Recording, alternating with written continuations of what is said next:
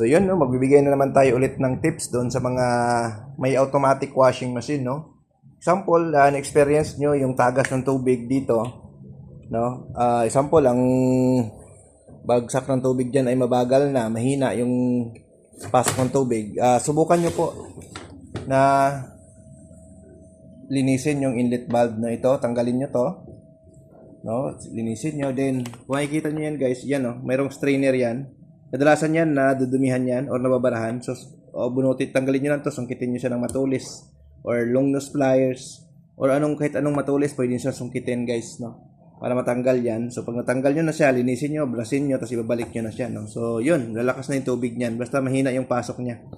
Yung tulo-tulo lang, ito yung problema, barado. Yun ang una nyo i-check guys, no? So mahinang pasok ng tubig.